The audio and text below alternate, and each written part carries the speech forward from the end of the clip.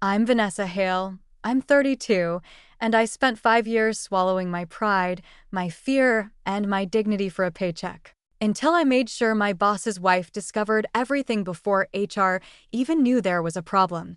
If you've ever been in a job where your silence was the cost of your survival, where smiling through discomfort became your daily armor, comment below and subscribe. You're not alone. They count on that isolation.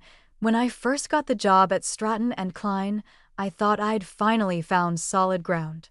I was 27, fresh off a chaotic stretch of contract gigs and temp positions, trying to build something more than just a resume. Executive assistant to the VP of development looked good on a LinkedIn banner. It felt like a safe landing, decent salary, benefits, stability. I had plans: a house in the suburbs someday, a nest egg to lean on, no more stressing over money. I wanted normal. I wanted control. I just wanted to breathe. Enter Mitch Grant. He was the kind of man who filled rooms before he walked into them. 6'2", broad-shouldered with streaks of silver in his short, slicked hair. Designer suits, expensive watch, shoes that clicked on marble floors. He had a laugh that echoed, a voice that commanded boardrooms, and a reputation that preceded him, feared, admired, respected, like 'twas never the word people used. When HR told me I'd been chosen, handpicked, the best candidate, I felt a rush of pride. Not only was I in, but I was in his inner circle, a right hand. I spun that moment in my head for days, told everyone I had the inside man. I let myself believe I had earned respect. The first few months were intense, but I thrived. Steph, my roommate, warned me. "Watch out for Mitch," she said, like she'd seen too many stories to ignore red flags. I laughed. "He's demanding." "That's it." She frowned. "No, I mean it. Don't get close." I wanted to believe her, but the compliments were intoxicating. I worked late every night, pulled together polished meeting briefs, made sure travel itineraries were perfect, dinners reserved, files synced. And he noticed. "You're good at this. I couldn't do this without you." That was a high I chased, but somewhere after month 4, things started to shift. IT was subtle at first.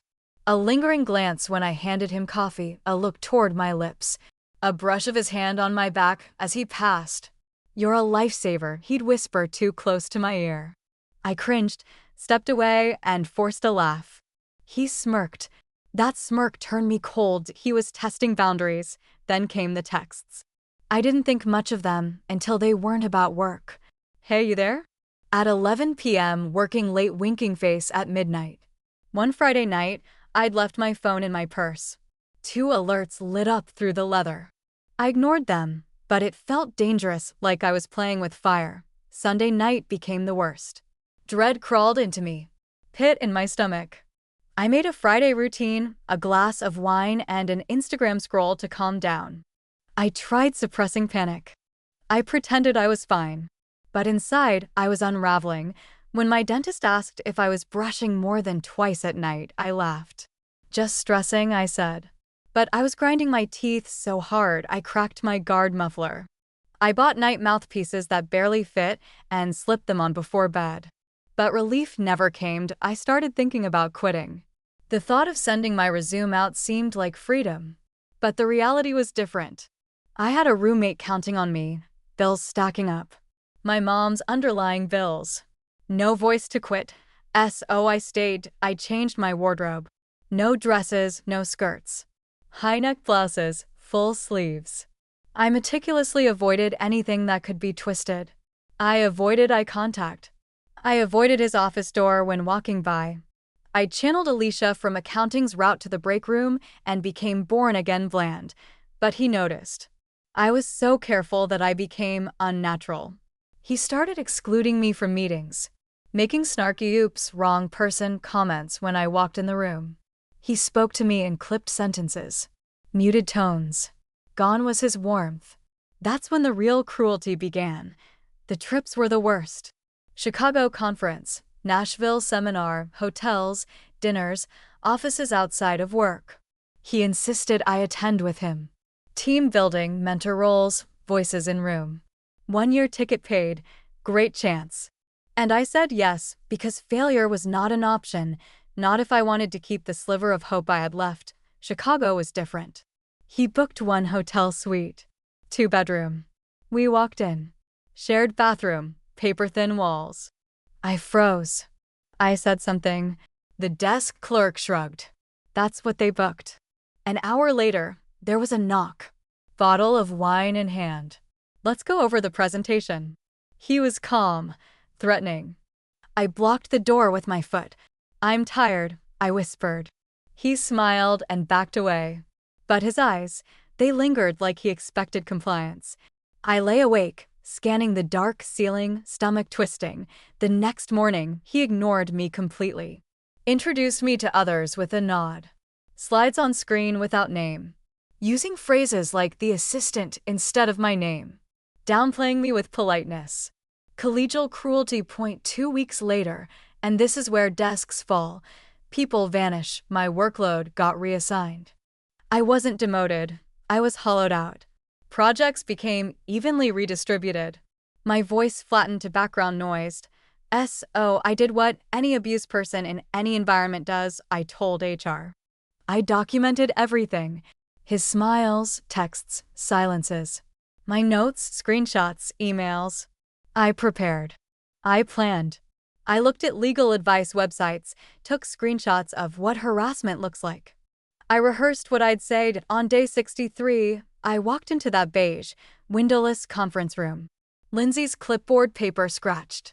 Everything you share is confidential, she said. And I told her. The lingering touches, the wine, the weekend text. The way my silence meant a demoted paycheck. I gave her screenshots, no smiles, no flirting, no romance. Just power, misuse of authority, me trapped. I expected action. I got nothing. 2 days passed. Then 5. I sat at my desk behind a computer I didn't want to touch, waiting. No emails. No meetings. No code of conduct questions. No updates. Then on day 7, Mitch called me to his office. His door clicked shut behind me, echoing too loud in the hallway. Trying to ruin my life, he said evenly. You did this. You know what you just did. I stared, slow realization. He wasn't angry, he was casually threatening. You're under a lot of stress. We'll make this go away, quietly. Severance, letter of recommendation, soft landing. Explain to people you're pursuing new opportunities. I'd prepared for this reaction. Internally rehearsed. And yet, my heart felt a fist in its sockets. I understand, I said softly. I left without saying more.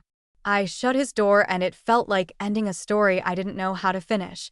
That night, instead of pacing, I logged into my burner email. Googled Claire Grant Realtor. Found her. Bright smiling photo, neat blonde hair, open laughter, an Instagram full of power couple posts, her and Mitch at charity events, smiling for fundraisers. Her caption, my rock, my partner, my love. I looked at the wedding anniversary posts. 10 years and counting. She had kids. I found their school fundraiser. Found her business contact info. I typed. Attached. Subject line. Thought you should know who you're really married to. No name. No explanation. Just the screenshots, the story. That email took me 15 seconds to send.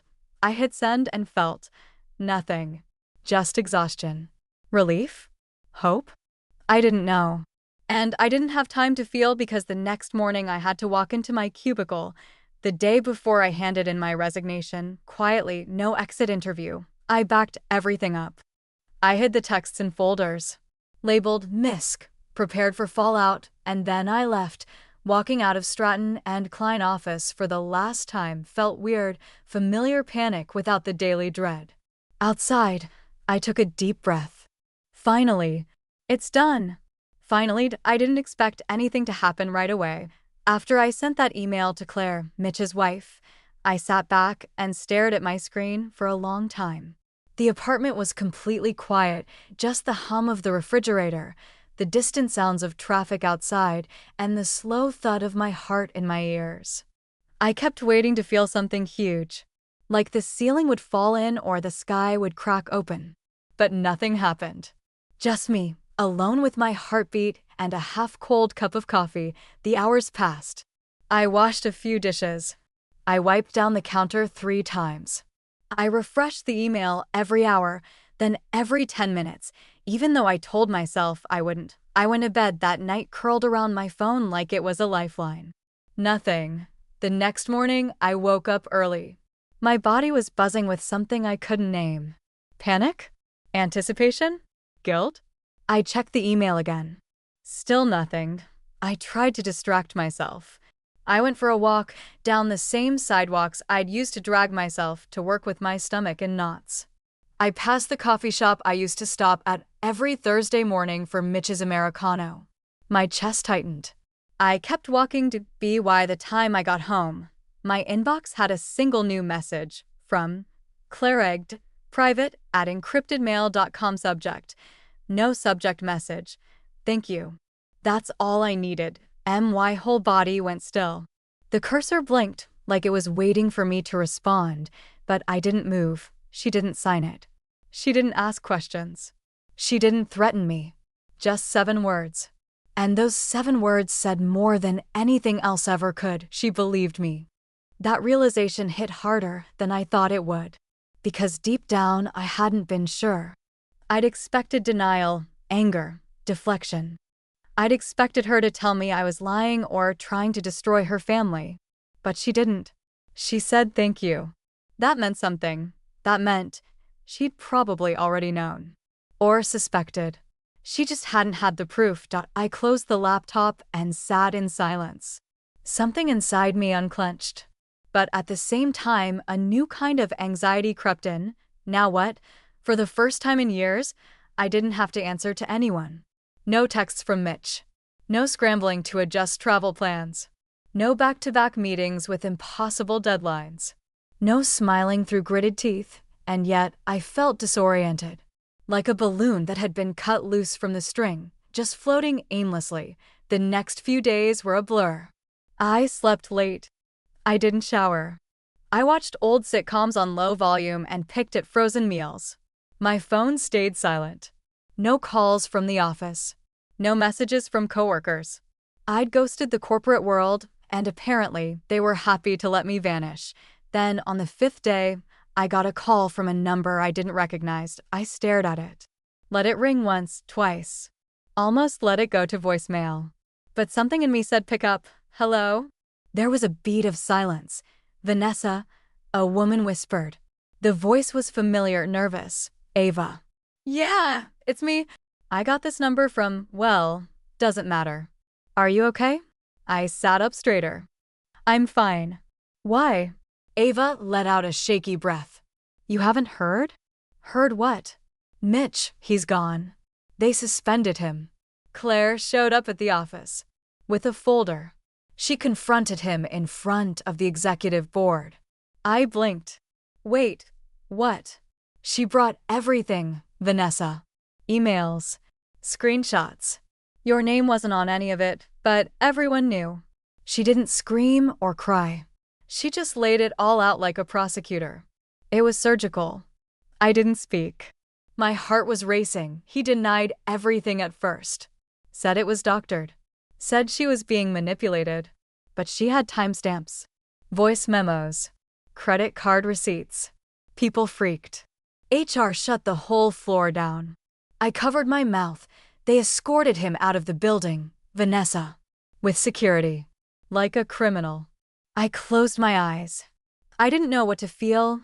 You started something, Ava whispered. People are talking. Not just about Mitch. About all the stuff that's been brushed under the rug for years. Women are coming forward. Quietly. One by one. That night, I barely slept.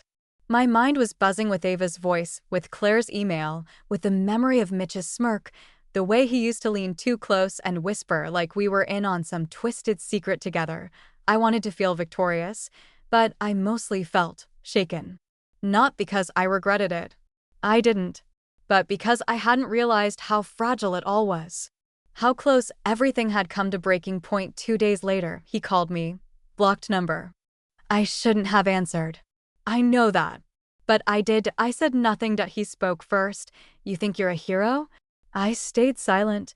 You think this changes anything? You think any of them care about you now that you've burned everything down? Still, I said nothing. They'll forget about you, Vanessa. They'll forget what you said, what you did. But I won't. He hung up. I sat there, phone still to my ear, hands trembling. That voice, that low, smug, venom-laced voice, it reminded me exactly why I did what I did. And why I'd do it again. The next week, I started applying for jobs. I rewrote my resume, took out anything linked to Stratton and Klein. But the silence followed me. Point one recruiter told me I lacked recent continuity. Another asked vaguely about the nature of your departure. The implication was always there. We heard about you. We heard you caused trouble. It didn't matter that I hadn't named the company publicly. It didn't matter that I'd stayed silent to protect my own safety. Mitch's reach extended beyond the walls of that building. His friends, his networks, they all whispered. I went to interviews where eyes narrowed the moment I introduced myself. I sat in lobbies while receptionists checked me in with tight smiles. I watched other women, thinner, perkier, quieter, float past me with confident strides. I started to spiral. My savings dwindled. I picked up contract work where I could, data entry, transcription, even virtual assistant gigs that paid pennies on the hour. I went from lattes to instant coffee, from delivery to canned soup. I lost 10 pounds without trying, and still, I told no one what I had done, until one day, a message popped up on LinkedIn. Julia Rowe, VP of Operations at Arden and Burke, one of our former competitors. The message was simple: would love to connect. I've heard good things. Let me know if you're open to chatting. I stared at the message, confused, then suspicious. What did she want? I wrote back cautiously. She responded almost immediately. I believe in second chances. Or first chances, depending on who gets to tell the story. Coffee? We met at a cafe in Midtown. She was sharp, black turtleneck, dark eyes, no small talk. She got straight to the point. I know what happened, she said. Or at least, I know enough to connect the dots. I held my breath. I've had enough women come through my door in tears to recognize the signs. You don't have to explain. I didn't say a word. I also know Mitch Grant, and I never liked him. She sipped her tea and smiled faintly. I'm building something different. And I want women who've survived men like him to help me do it. And just like that, I had an offer that IT wasn't glamorous. It wasn't the kind of role that made headlines or paid six figures. But it was mine. It was clean. It was free of fear. The day I accepted, I sat on my bed for a long time, staring at the ceiling. I thought about all the things I'd lost: sleep, stability, security. And then I thought about what I'd gained. A voice, a spine, a second act. And for the first time in a long time, I realized I wasn't scared anymore. Starting over sounds noble, until you realize how many tiny things you have to relearn just to function again. Like how to walk into a room without scanning for danger. How to answer your phone without bracing for a threat. How to sleep without checking the locks twice and triple-checking your email drafts, wondering if one wrong sentence could destroy your whole life again. And why first day at Arden and Burke, I stood outside the building for 10 minutes before I walked in. The front lobby was modern, open. Clean glass, soft lighting, quiet hums of keyboards, and casual laughter. Everything about it said we're not like the others. But trauma doesn't care what the website says.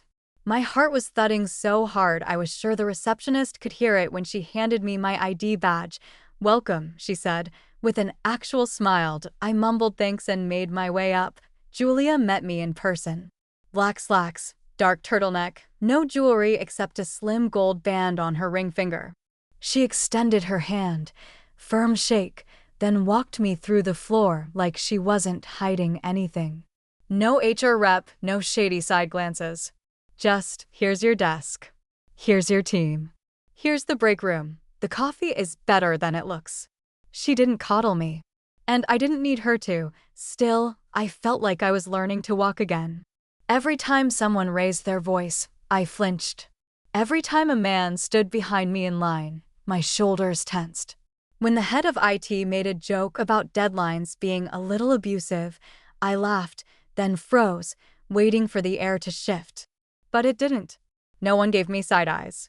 No one leaned too close. They just worked. That first week, I sat in on strategy calls, built out reports, caught up on internal tools. It was fast-paced, but in a way that challenged me instead of squeezing me. No one asked for after-hours drinks. No one demanded I make myself available at 10 p.m. And no one, not one person, commented on what I was wearing. Still, I waited for the other shoe to drop. When you've lived under the thumb of a man like Mitch, you learn that peace isn't a guarantee. It's a trapdoor. 3 weeks in, Julia asked me into her office. "Close the door," she said. For one awful second, my stomach dropped. I thought, here it is, but instead, she handed me a red folder. "This is sensitive. I want your eyes on it first." Inside were 3 pages, a complaint filed by a junior analyst, some notes, and a chat log. I read them slowly, carefully. By the end of the second page, I felt sick. The analyst, her name was Lena, described being isolated by her team lead. He sent her work at 10 p.m., then asked why she didn't respond instantly. He told her she was intimidating when she didn't smile. He made comments about her tone, her outfits, her vibe. Once, he asked if she was into older men. It wasn't overt harassment, but it was all there. The manipulation, the pressure, the power imbalance. The subtle, constant erosion of boundaries. I recognized every line of it. I'd lived it. "I haven't read the chat logs yet," Julia said. "But I know what it smells like. Let me know what you think." I took the folder home that night. I read every line of Lena's messages. They were careful, measured. The kind of words written by someone who knows what happens when you accuse a man in power. "I don't want to cause trouble," she wrote. "I just want to be able to do my job." I thought maybe I was overreacting. I started dreading coming in. I sat on my couch with that folder in my lap, thinking about how many times I'd said those same words to myself. I could feel my hands shaking. When I showed up the next morning, I had a summary typed and a list of action items. Julia read it silently, then nodded once. "He's gone by Friday." And he was an public scandal. No legal mess. Just a clean, quiet exit. Lena stayed. She got a private apology, a new supervisor, and a formal statement of support from upper management. I didn't speak to her directly. But a week later, I found a sticky note on my keyboard. "I heard what you did. Thank you." No name. Just that I kept it in my notebook. That should have been the end of it. But trauma is never linear. A month later, I ran into someone from Stratton and Klein at the grocery store. Jillian, she used to be in business development. She looked different. Smaller. Her voice was too quiet. "I heard about Mitch," she said, eyes darting around like someone might be listening. "Everyone knows it was you." I froze. "What do you mean?" She shrugged. "People talk. There was no name, but they know." She reached for a bag of spinach. "He's suing, by the way. Filed a defamation suit. Against the company. Against Claire." My mouth went dry. "What about me?" I asked. She looked me in the eye for the first time. "Not yet." That night, I couldn't breathe. I sat in the dark, rereading Claire's email over and over. "Thank you." That's all I needed. It felt fragile now, like a thread unraveling. If she got dragged into court, what would happen to me? I didn't sleep. I checked every lock twice. I searched Mitch's name online every hour, convinced there'd be an article, a court summons, a headline.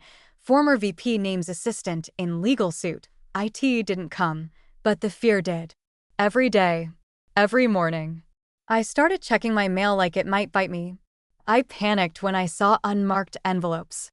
I skipped calls from unknown numbers. Finally, I told Julia. She listened.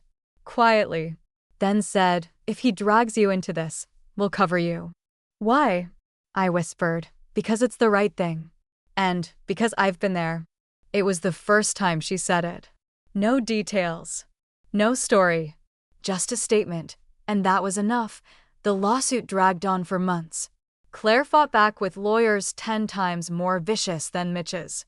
Depositions were sealed. NDA threats were thrown around like confetti. I kept my head down. But the anxiety never left. I started therapy. The first session, the therapist asked, "What are you afraid of?" And I said, "Everything." I talked for an hour straight. About the office. About the hotel in Chicago. About the email. About Claire. About the sticky note from Lena. About the folder on my desk. About Mitch's voice in my head. The therapist said, "You're grieving." It hadn't occurred to me. But she was right. I was grieving who I used to be. The woman who thought she could survive anything by staying quiet. The woman who thought playing nice was the safest bet. The woman who thought loyalty meant swallowing pain. That woman was gone, and in her place was someone messier. Louder.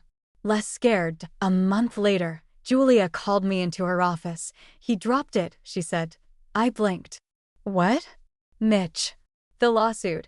Claire's lawyers gutted him in discovery. He backed off. I didn't cry. But my knees felt weak. That night, I opened a bottle of wine I'd been saving. I played music I used to love before everything got heavy. And I danced. Alone. Barefoot in my apartment.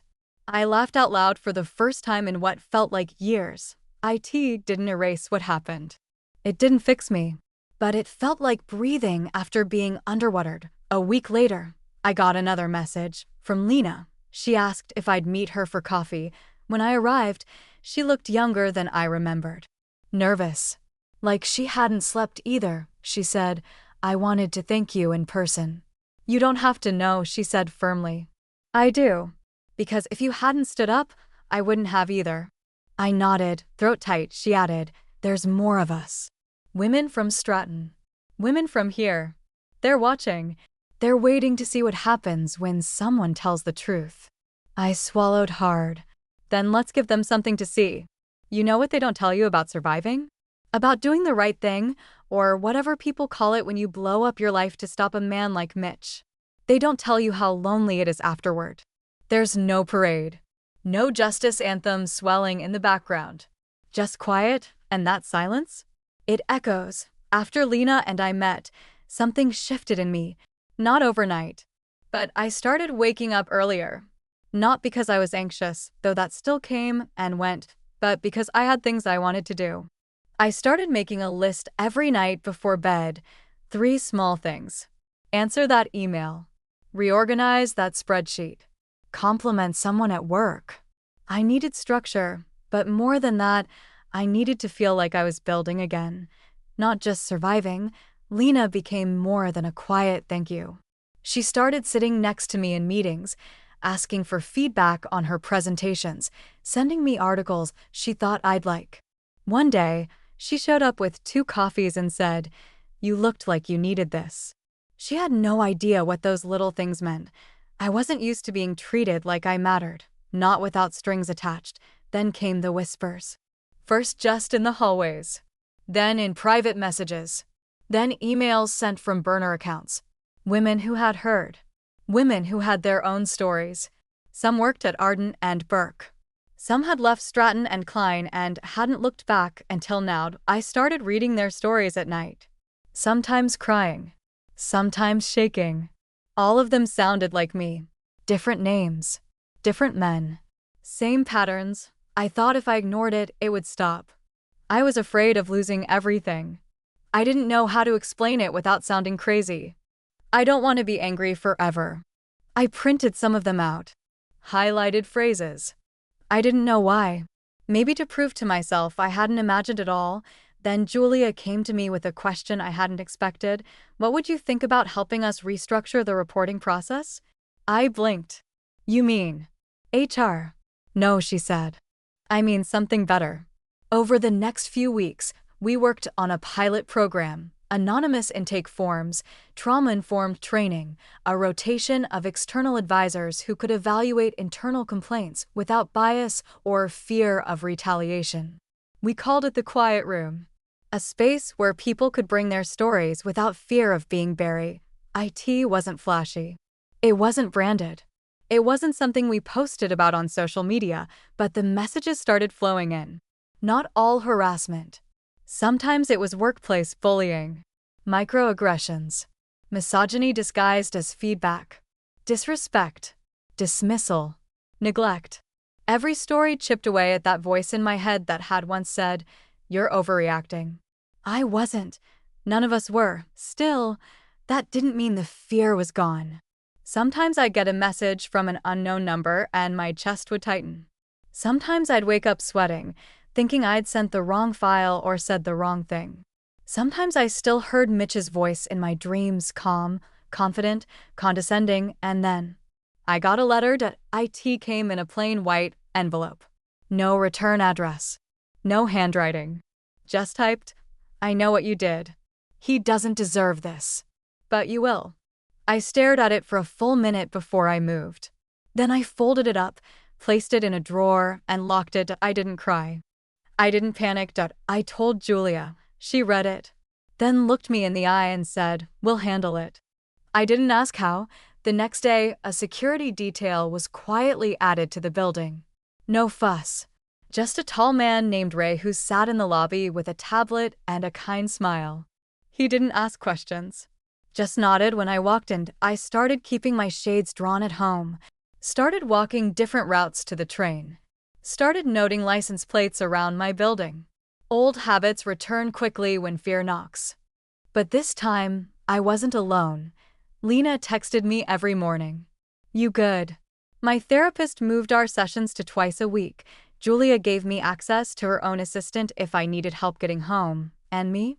I kept showing up. Every single day, because silence was no longer an option. A few weeks later, Claire reached out, through the same encrypted email she'd used the first time. Same tone. Same simplicity. "He's trying to rebuild. Just thought you'd want to know." She attached a screenshot, a flyer from a leadership conference in Austin. Mitch was listed as a keynote speaker. The topic? Resilience and reinvention. Finding strength through adversity. I nearly threw up. I stared at that smug face, the same one that had leaned over my desk and whispered veiled threats in between compliments, and felt something I hadn't in a long time. Rage. He was rebranding. I forwarded the email to Julia.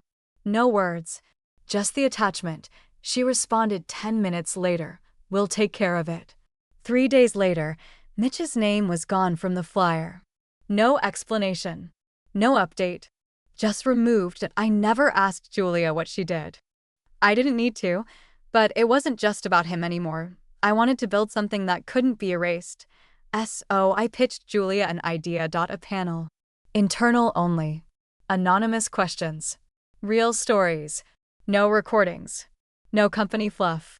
Just a place for people to hear the truth and maybe find the courage to speak. She said yes. The first panel was small. 20 employees. A few typed questions on a screen. One woman cried. Another stayed after to say thank you. The second one doubled in size. By the fifth, we had to move it to the main auditorium. People were hungry for truth. For community. For someone to say, "You're not crazy." That's when I realized revenge had never been the point. Revenge was the spark, but rebuilding? That was the fire, and I was just getting started. It's strange how healing doesn't announce itself. IT doesn't show up with trumpets or some climactic breakthrough. One day, you're staring at your reflection, expecting to see the same tired eyes, the same slumped shoulders, and instead, you see someone else. Someone sharper, stronger. Someone who's seen darkness and chosen to live anyway. A year had passed since I walked out of Stratton and Klein Point. 12 months of rebuilding. I kept track of the time like someone counting survival days. 1 day without Mitch. 1 week. 1 month. 1 quarter. And in those 12 months, things changed, slowly, like water carving through stone. Lena was promoted. She ran her own team now. She wore bold lipstick and spoke without hesitation in meetings. When I asked her once what changed, she said, "You." Julia's pilot program, The Quiet Room, became permanent. We added trained counselors, a hotline, and quarterly reviews of internal culture metrics. People talked. People trusted. That meant everything. As for me, I stopped jumping at every shadow. I started sleeping with the window cracked again. I went back to yoga. I even started dating, carefully, cautiously. A guy named Adam, who respected silence and asked questions without pushing. The first time I flinched when he reached for my hand, he didn't take it personally. He just waited. We weren't in love. Not yet. But I didn't feel like I was in danger, and that was enough. I had begun to tell my story carefully, anonymously at first. Then more directly. A podcast invited me to speak under a pseudonym. I said yes. My voice cracked, but I didn't stop. I told the truth. Not the polished, HR-approved version. The real one. The ugly parts. The guilt. The fear. The helplessness. The response was overwhelming. My inbox flooded, and then the one message I never expected arrived. Claire. Not just a cryptic note this time, a full email. Vanessa, you don't owe me anything. But I've been thinking about you. About how easily you could have disappeared. About how easy it would have been for you to walk away and leave me in the dark. You gave me truth. I hated it at first. I won't lie. You ruined everything I thought I knew. But then I realized you gave me back my life. The real one. Not the illusion Mitch sold me. I left him. Finalized last month. The kids are okay. We're figuring it out. I thought you should know. If you ever want to meet, I'd be honored. No pressure. Either way, thank you. Claire, I read it 3 times. Then I cried. Not the choking, silent sobs of trauma, but the kind of tears that come when a wound finally closes. 2 weeks later, we met. A quiet cafe on the east side. No paparazzi. No drama. Just 2 women ordering chamomile tea like strangers. She looked different. Softer. Less polished. Her hair in a loose bun, no makeup. Faint circles under her eyes, but free. I recognized that look. I wore it once, too. We sat for an hour. Talked like survivors. Not about Mitch, not really. We talked about starting over. About kids. About fear. About how hard it is to explain abuse when it wears a nice watch and smiles at charity events. She thanked me again. I told her I didn't do it for her. I know, she said. But you did it anyway. We hugged before leaving. It wasn't emotional or dramatic. Just honest. Real. That same week, Julia offered me something unexpected. I want you to run the division, she said. I blinked. What? The whole thing. Quiet room. Culture reviews. Internal safety. Outreach. You've built it, Vanessa. Now I want you to own it. I froze. The old voice in my head, the one Mitch had planted, whispered, "You're not qualified. You're emotional. You're lucky to even be here." But I didn't listen this time. I said yes. The night before I officially accepted, I pulled out a small box I'd kept at the back of my closet. Inside were the screenshots. The old messages. The voicemail transcriptions. The letter that had threatened me. I read them one last time. Then I burned them, not because I wanted to forget, but because I didn't need them anymore. My voice was no longer trapped in those pages. IT was in me. 6 months later, I gave a keynote speech at a women's leadership conference. The topic was building safety from the inside out. I stood on stage, staring out at hundreds of faces, women who had been ignored, dismissed, talked over, talked down to. I told them what I wish someone had told me. That survival isn't weakness. That silence isn't consent. That fear isn't failure. That revenge, real revenge, isn't about destruction. It's about power, reclaimed, rebuilt, reborn. When I stepped off the stage, my hands were shaking. But it wasn't from fear. IT was adrenaline. I'd survived Mitch Grant, but more importantly, I'd dismantled him. And in his place, I'd built something better, something lasting, something mine, and I would never, ever apologize for that.